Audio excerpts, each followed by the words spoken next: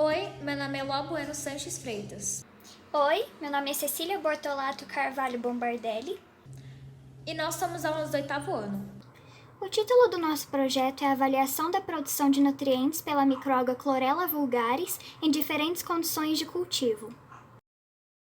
As microalgas fazem parte de um grupo muito heterogêneo de organismos, predominantemente aquáticos, geralmente microscópicos, unicelulares, procariontes ou eucariontes, que podem formar colônias com pouca ou nenhuma diferenciação celular.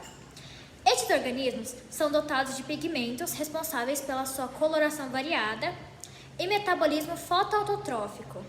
Seu uso já se mostrou eficaz não apenas na área antiviral, como antitumoral, antioxidante, antimicrobiana e anti-inflamatória. Além disso, são aplicadas na área de alimentação humana e animal, na indústria de cosméticos e de biocombustíveis. O aumento de trabalhos científicos com as microalgas ocorre devido às substâncias sintetizadas por estes, como vitaminas, esteróis, ficobilinas, ácidos graxos, polissacarídeos, carotenoides e outros compostos bioativos. As algas verdes são matéria ideal para a fabricação de produtos bioquímicos. Recentemente, estes micro-organismos têm sido manipulados para a produção de antibióticos naturais e outros fármacos. As vantagens destes bioantibióticos incluem a não indução à resistência de antibióticos comuns. O sistema de produção não exige laboratórios caros ou equipamentos de fermentação muito elaborados. Sabemos que as microalgas produzem diversos tipos de metabólitos secundários no metabolismo celular delas. Entre eles estão os nutrientes, os pigmentos e outros tipos de substâncias próprias delas, que podem ser utilizadas na produção de diferentes tipos de fármacos. Aí, nós queríamos saber se a gente mudando as espécies ou meio de cultivo ou ambiente poderiam potencializar a produção dessas substâncias.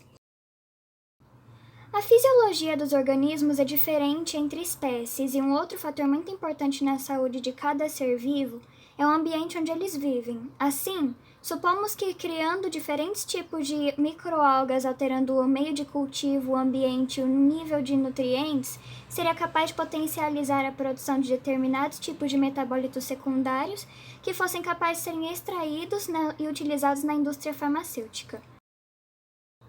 O nosso objetivo geral seria cultivar 3 tipos diferentes de microalgas, alterando o meio de cultura delas, para a gente poder ver se teve alguma diferenciação na produção de metabólitos secundários com potencial de ação pela indústria farmacêutica. E os nossos objetivos específicos seriam analisar a composição química das microalgas, ou seja, do que elas são feitas, verificar a produção de diferentes tipos de pigmentos pelas diferentes espécies de microalgas, analisar o acúmulo de nutrientes específicos como o cálcio, fósforo, manganês, amônia tóxica, ferro Fe, entre outros, e verificar como alterações de nutrientes podem afetar a produção desses metabólitos. O cultivo da microalga Chlorella vulgaris será feito no Colégio Interativa. Esse cultivo foi mantido em Erlenmeyers de 1000 ml com 800 ml de água destilada e utilizados 2 gramas de fertilizante de jardim por litro.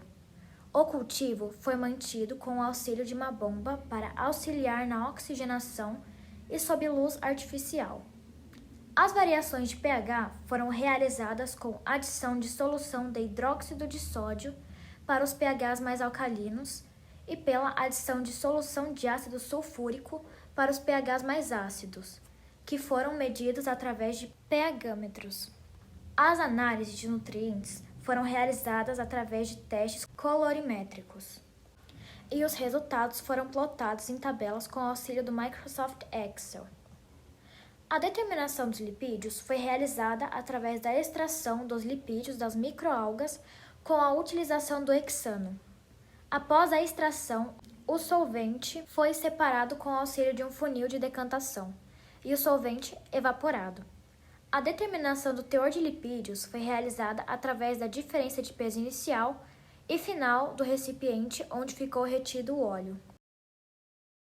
Observando a tabela, é possível perceber que o cultivo normal apresenta um nível mais elevado de fosfato, sendo de nível médio no resto dos quesitos. Em relação ao pH inicial, o nível de amônia tóxica e de dureza em carbonatos é baixo comparado com os outros testes realizados, como é possível ver no gráfico.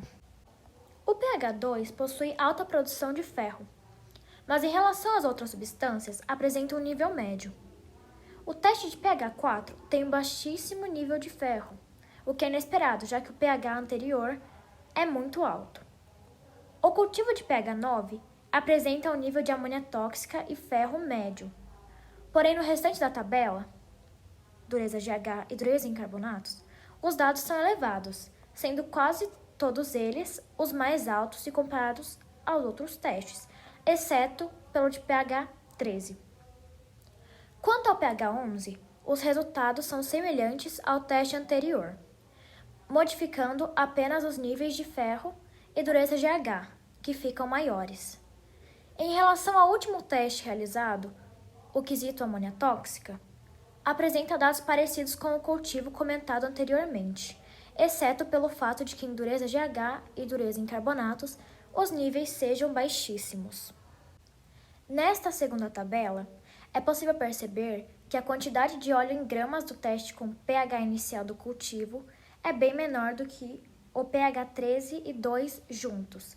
Isso indica que o teste que teve maior peso em gramas é o que tem melhor potencial que o cultivo inicial. Sendo assim, os resultados nos levam ao ponto de que a alteração de pH nas microalgas as faz produzir mais óleo natural, que também podemos denominar como lipídio. Bom, e também gostaríamos de agradecer ao nosso orientador Fábio Bruschi por todo o apoio e auxílio na pesquisa, e nós esperamos que no ano de 2022 a gente possa expandir nossas ideias e para que futuramente a indústria farmacêutica possa utilizar os nossos metabólitos que a gente concluiu para produzir diferentes tipos de remédios e suplementos. Muito obrigada!